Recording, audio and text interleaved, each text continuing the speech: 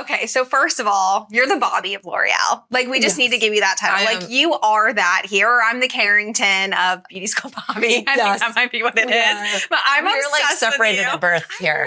I know. Like, I'm obsessed. Like, I already am like, I want to stay here forever. Like, I recorded when we were walking in today and I was like frowning. I was like, I don't want to leave. I don't even want to start my last day. Like, I love it here.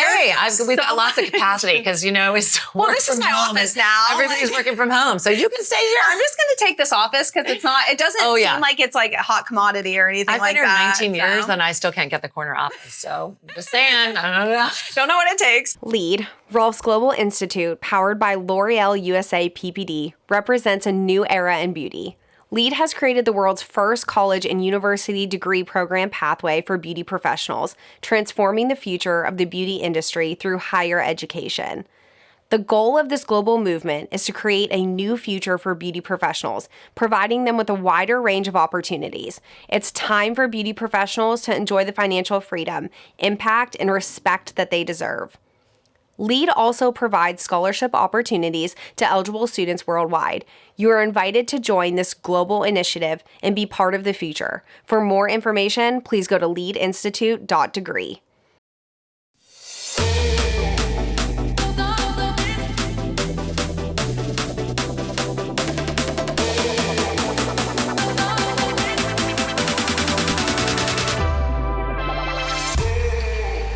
So I want to talk to you about how long you've been in the industry and kind of what you've done. So let's rewind to kind of the beginning. What was your first exposure to the beauty industry?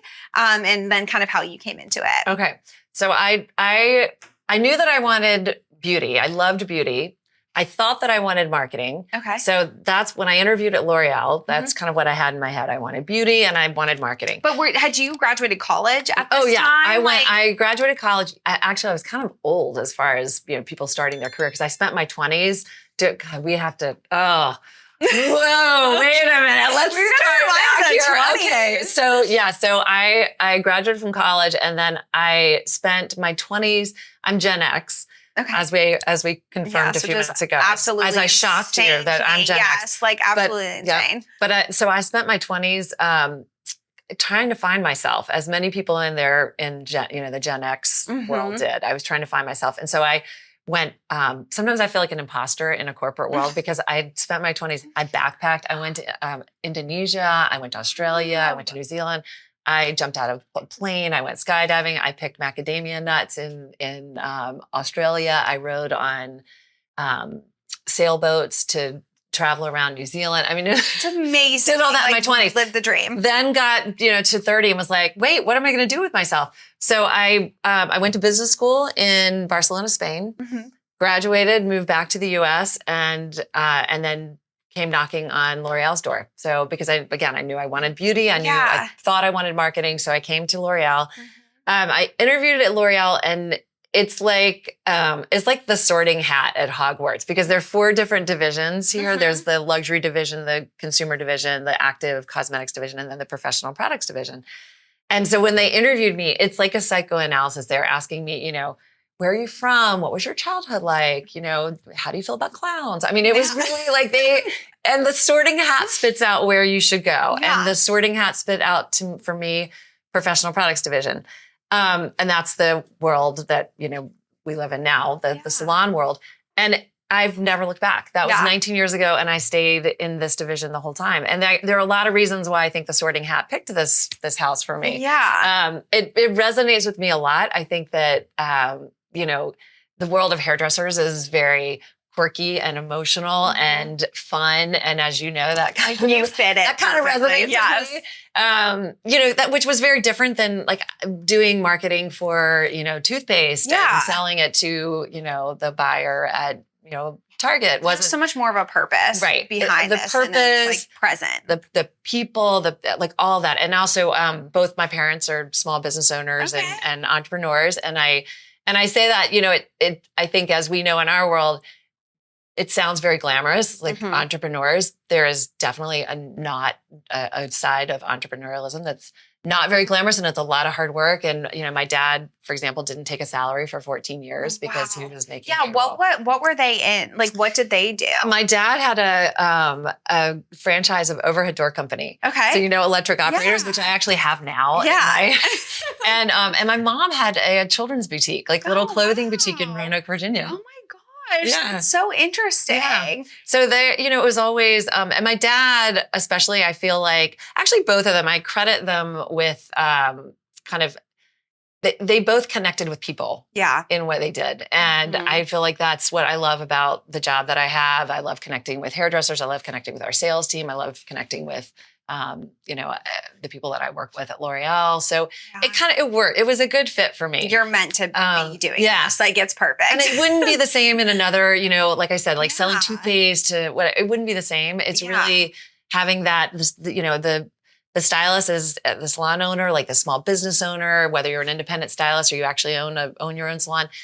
I feel I've seen, with my parents, I saw that kind of like how the economy impacted them very dramatically. And I feel like I can really sympathize with that. And I like that we are helping someone. I really like that we're helping someone. Yeah. That connection is so special. And I think, so when you started, were you in the salons? Like, how present were you in the salons when you started? Did you have to go in and be like, I need to familiarize myself with who we're working with? Like, how did that happen? Yeah, I mean, I did a lot of, in those first few years, I did a lot of field, we call them field visits or detailing. And I would go and I would ride in cars with our sales consultants and, go and visit the salons and the salon owners. And that was in New York. Like, you were doing that, like all New over, York, New Jersey. All over. And that's so much fun. I can remember going to salons and, you pull in and they would say, hey, I brought someone from the corporate office, and the salon owner would be like, hey, honey, I just got to feed the dog. I'll be right back. Let me just run out, and I was like, I love this. Yes. I love that kind of personal feeling. It's like, it's just a very different world. Like, I might be on the corporate side, but I feel like this keeps me real and keeps me grounded. Definitely. And, what's going on in the world around us. So we were all saying that, like, it is corporate, obviously, but it doesn't feel that way. Like, it just doesn't have that corporate, like, stuck up, like, what, and I don't know if that's the industry or if it's just like everyone has like such an interesting story, and we've been able to talk to so many different people that are like from just different walks of life and different backgrounds. And I think that that's what makes it so awesome, is it's not like, I couldn't see you in this like super businessy power suit with my thing. I think it is our industry. I think that, when I hire people for my team that are going to be in marketing, or I'm always thinking about, are they going to connect with a hairdresser? Are they going to connect with a sales consultant? And, with a lot of our, like, the hairdressers don't necessarily, I always say they're not necessarily making decisions just here. They're making decisions here. Totally. They're making decisions here, like their hands, like what's going to make sense. So, really think through, like, who am I going to bring on that's going to connect heart and soul with our customer, and that's not everybody. So it really makes a difference in, like, the team that we build and who is attracted to and ultimately thrives in the professional products division at L'Oreal. I definitely think it's a different kind of division. There is that heart and soul part of it. I've always brought my whole, we talk a lot about now, I think it's really trendy to talk about, bringing your whole self to work. And it's kind of a new thing. I think now, younger generations are more and more like, they don't want to be a different person at work than they are in their personal life. I will say, in the 19 years I've been here, I've always brought my whole self to work. I've never been a different person at work than I was in my personal life.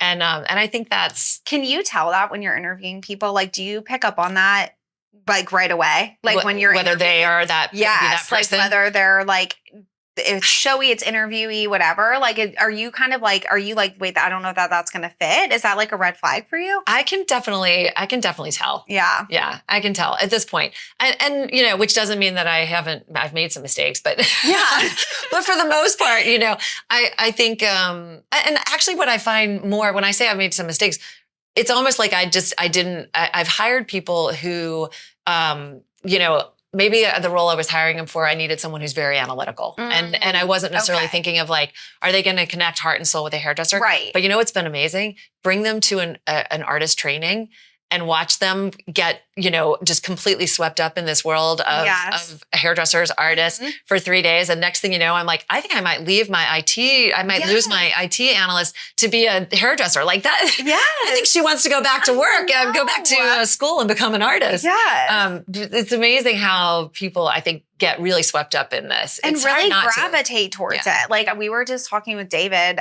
with Access, and like we were just talking about his background of having a master's degree and all this stuff. And I'm like, how did you end up here? You know what I mean? It's just so different. I think that it really sometimes sucks you in. Like it really pulls you into it. And I think that's what's so special about it. I think that's why like when we're out there and people see like, oh, they're having fun. Yeah. They're having fun. And you get to laugh and you get to be positive. And like, are there downsides? Like, absolutely. Like, for sure. Not every day is like that. Yeah.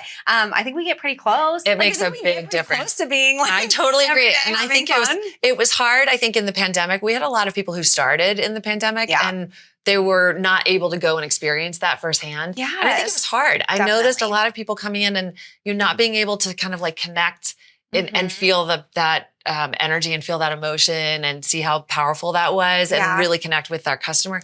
That, I want to talk about our customer, like hairdresser there's so much more than that to us, Sure. And I think that period of time was really tough. Now I notice as they are getting out and they're able to connect with people, they're more excited now that they get that part. And I spend a lot of time, I have a weekly, I call it the hump day huddle with my team. And I've been doing this for years. And it's like sort of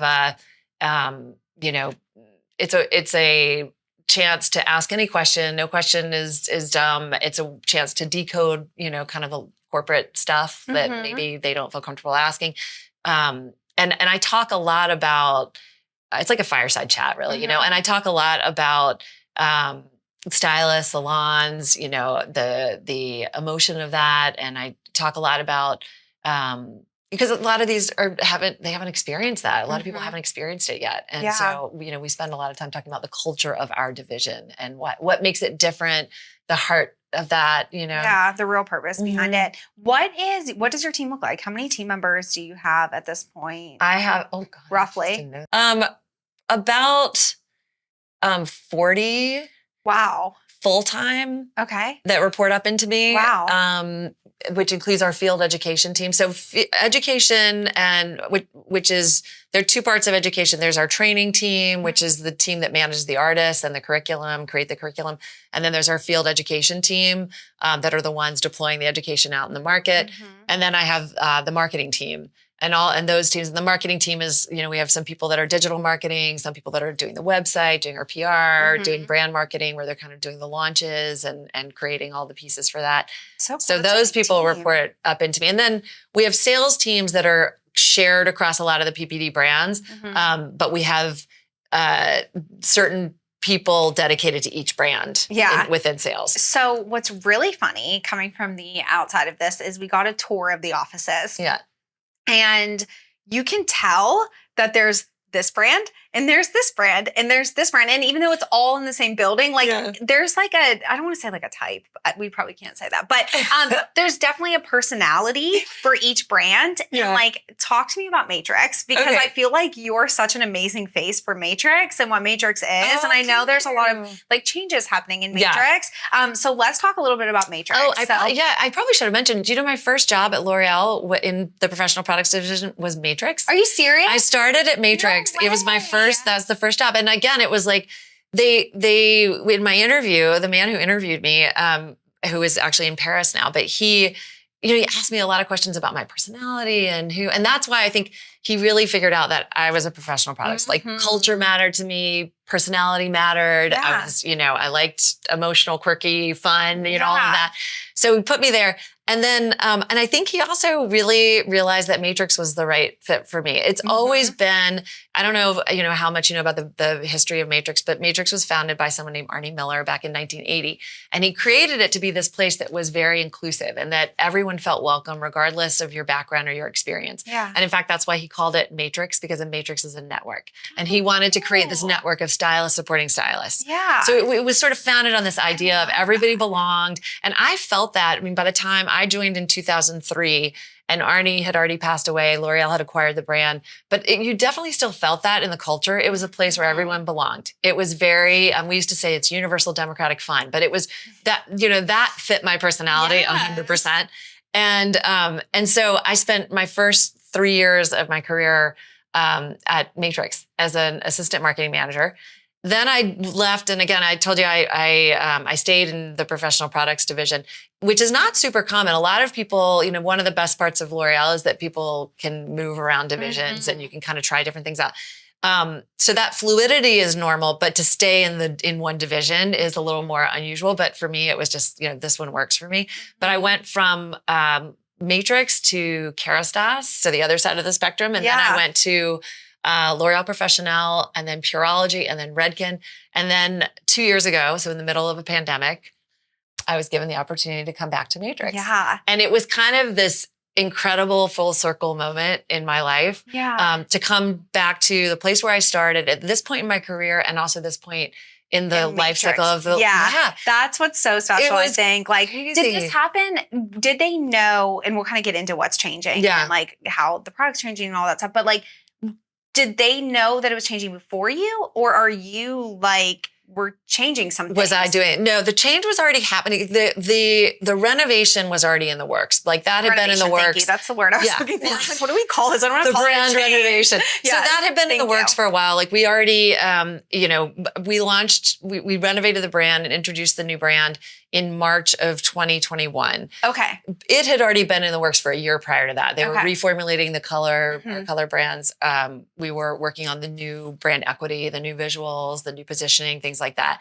So that had already been in the works. But when I came in, it was almost like, when I came in August of 2020, and then we did the renovation in March of 2021. Okay. So I had some time to sort of like jump in there and pick up the reins and bring it to life. And we'd also, like every brand, we were dealing with the pandemic, where, which had impacted, not just the team here in the office, but our entire network. We had an artist training in March, this past March, in Houston, actually.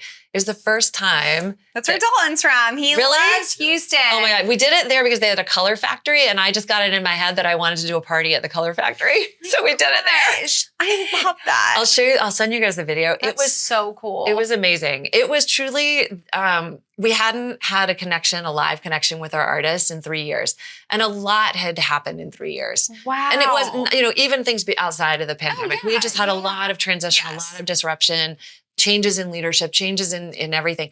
And so by the time we had this training in Houston, honestly, it was like, we needed it. We all needed it. And it was amazing. It was so wonderful. Cool. So I think, coming in when I did, there was a lot going on, and I was grateful I have to be honest, I don't think I even knew what the full extent of this was going to be. We were having,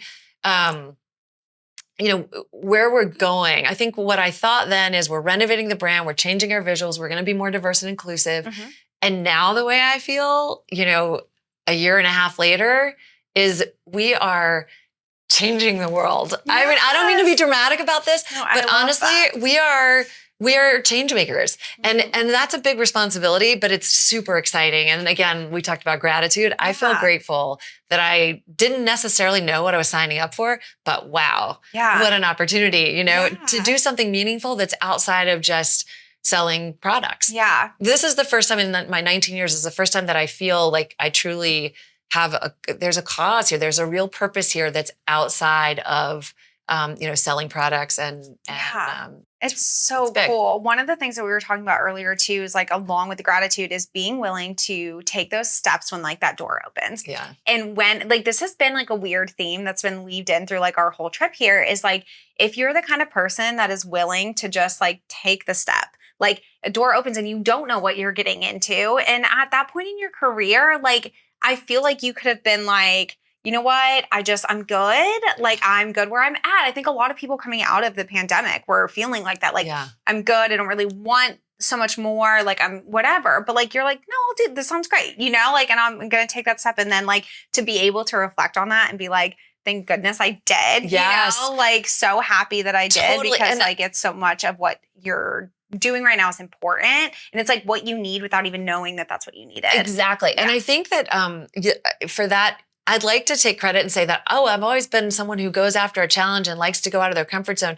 But I have to say, I've really been fortunate to have people in my life who have moved me in the right direction because they knew what was best for me. Yes. And Leslie Marino, who you met, my boss, is one of those people. And I think that's been, incredibly important in just throughout my life. I've had that because I'm not sure. I mean, there are times when I feel like I'm not sure I'm going to take that step. Yeah. But like, I'll take Leslie as an example. She knows really well. She knows me really well. She knows what's going to motivate me, what's going to challenge me, where I need to grow. But she also knows that, like everyone, that can be, for me, that can be scary. Yeah. But one time when I was at Pureology and the head of marketing role came up at Redken and, I was being chosen for the job. And Leslie knew that I was going to have a hard time leaving I had a really great team at Pureology and she knew I was going to have a little bit of an emotional reaction. So I was in Spain actually on vacation and she called me or she texted me in Spain and said, I just want you to know, you're going to be moving to the Redken role. I had and she said, we'll talk about it on Monday. So I had an entire plane ride home to sort of like get my jitters out. And by the time I showed up in the meeting with her, I was like, I'm in. Yeah, like, I'm in. Yes. But I think it's having people around you who know even if you don't know what's the right thing for you or you can't necessarily see it clearly all the time, it's really important to have people around you who have your best interest at heart, know you really well, and they know both your strengths and they know, the weaknesses, and they can kind of point you in the right direction and then just trust them. Yeah. But that's why it's important to be, like we talked about this in the beginning of the episode, like that's why you have to be yourself. Yeah. Like that is why you can't be this like shell of a person that's just like, I don't know, I don't want to offend or I don't want to, whatever. You have to be you because in order to get to the places that you want to go, what's really going to make you happy. I think a lot of people end up in positions or end up in situations where they're not happy with where they're at or whatever, but like, there's some responsibility in that of like, you've got to like make sure that people know who you are and what you want and like be vocal about that. Like 100%. Make sure that like you're sharing that so that the people that are making those decisions, especially in a company that's like the size or even in a salon, like I think as positions open with stylists that are being chosen to go on to become educators or whatever that is, like make sure that you're like reflecting on somebody, like make sure that you're like bouncing that idea off of somebody so that you can trust opinion. I mean, I think you can't take so much of what people say. I think it's not everyone is going to have your best interest always in like a work setting. So I think it's like you find those people and you trust them. Find the people you trust. Because I've had that too, where there were people giving me advice that weren't necessarily the people who knew me the best or had my interest at heart. Maybe they had their interest at heart. Yeah, exactly. But you find someone you trust and then, they're going to look out for you and you have to trust that. I think there's also something that, I saw this once and it really resonated with me is, what do you love to do? What are you good at? And what can you get paid for? And, because there it is the reality check of what can I get paid for? Yeah. And if you find the intersection of those three things, that's the sweet spot. Yes. And then just lean in, go hard. So what do you love to do? What are you good at? And then what can you get paid for? Yeah. What do other people see a value in enough to pay you for it? And then that's the sweet spot and go for it. And I do feel like, just thinking about our industry, there have never been more opportunities and more options for people to take. If you want to work, do you want to be an educator with a brand? Do you want to be an influencer? Do you want to be an editorial stylist? Do you want to work in a salon? If so, what kind? Do you want to work in a suite? Do you want to work, be a booth runner? Do you want more control over your schedule? So there's so many options that haven't always been there. Yeah. And there's still, I think, a lot of room to kind of create new models in our industry too, which is exciting. Yeah, definitely. Certainly that's what the younger generation, these kids today, I love them because I think they're challenging norms at a pace that nobody has before. Yeah. And as a result, we're coming up with really cool, options of how to live your life, how to be successful in your career. Yeah. And really, but also have a life. Also be a really good mom like yes. we are. Yes, exactly. Exactly. How to multitask when you're at that T-ball game for 3 hours. Exactly. There's a lot we can. Yes, there is. I love that so much. And I think I was literally going to ask you, but you answered the question without me having to ask of advice that you have for young. And I think it's that. I think it's that we need to be open to whatever changes are coming. And I think that not to be you've been in the industry so long that you're whatever, but I think it's really important that we talk to people like you and that we share people that have been doing this for a minute. I love that you're so open to hearing from younger stylists and younger beauty professionals and taking that into consideration. But I think we also need to be listening to people that have been doing it for a minute to have both sides. I think it's really important that we're not this is the new way and this is the only thing we know. And so we're doing it our way. I think it's really important to be okay, well, I've lived a little and I know some things. So let me tell you about why. And we take that all. I think it has to be a mix. It seems like Matrix is doing a really good job at having that mix. I think even just from the branding and all of that stuff, it's awesome. And I really love what you're doing. And I'm jealous that your team gets to have you all the time. Let me know when I can be in one of those meetings. You're part of the extended family. You're now part of the Matrix family. Is my Matrix logo showing well? Yes, it looks so good. No, I love that. I think it's awesome. And I think and whether they knew what was coming and put you in that role, I just think you were meant to be. It was a good fit. It was totally a good fit. And I think, it takes a lot of being in this role. So I saw something the other day that stuck with me because it kind of made the light bulb go off. Mm-hmm. We're at a time and place in society in the world where all brands have to be inclusive. That's sort of table stakes. At the top of the funnel, every brand has to be inclusive. Some brands will be champions of diversity, and they will get behind causes and support diversity and inclusion. Some brands down at the bottom of the funnel will be change makers. Yeah. A few brands will be change makers. Mm-hmm. And that's where we are. Yeah. And that realization was oh my gosh, we are the change makers. We're that small group at the bottom of the funnel. And that's scary and inspiring and, an incredible place to be. So I think it's, it kind of made me realize it's okay that we're going to stumble a couple times and we're going to make some mistakes because nobody ever made change in history and didn't stumble and make some mistakes and pick themselves back up and brush themselves off and keep going. And so, it's not all going to be different from today to tomorrow. This is a journey that we're on. And I think, but what I feel good about is that there is a purpose at the end of this journey that is worth moving towards. Yeah. And I think you're the person to do it. I know I just met you, but I'm man, if anyone is going to do this, it's Carrington. So well, it's not me alone. There is a whole team behind this and the passion that other people, I think. But that's so contagious. And I think having a team of the number of people that you have to be able to even just if they pick up a piece of it, I think it's great. And they're going to encourage you. I think it's perfect. I'm so excited for you. Everybody is really, whether it's, our artists in the field, our field educators, our marketing team, our salespeople. I think there are so many people that are really excited as I am to have an opportunity like this that comes along once in a career. Yeah. To be able to really be a change maker. You know, that's not something that you get. This is what the smarty pants at Harvard Business School are going to be talking about years from now. You're writing cases about us.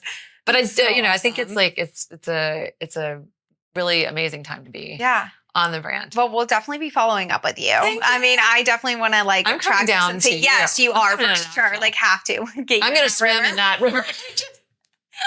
Literally. Put me in that river. Get here. Straight from the airport. We're get in. And this is what you're here for. Well, thank you so much for being here. I'm so thankful. Thank you for recording it with us. And where can we follow you, Carrington, actually, for everyone else that isn't just inside of this room? You can follow Matrix we're on Instagram, we're on Pinterest, we're on Facebook. And the handle? Matrix. Oh, yeah, it's at Matrix. Yeah. Okay, perfect. You'll find us. Make sure that you follow Matrix. Make sure you follow Carrington Cole, and she will be hopefully in Knoxville soon. So stay tuned, I'll be guys. there. Thank you so much. LEAD, Rolf's Global Institute, powered by L'Oreal USA PPD, represents a new era in beauty. LEAD has created the world's first college and university degree program pathway for beauty professionals, transforming the future of the beauty industry through higher education. The goal of this global movement is to create a new future for beauty professionals, providing them with a wider range of opportunities. It's time for beauty professionals to enjoy the financial freedom, impact, and respect that they deserve. LEAD also provides scholarship opportunities to eligible students worldwide. You are invited to join this global initiative and be part of the future. For more information, please go to leadinstitute.degree.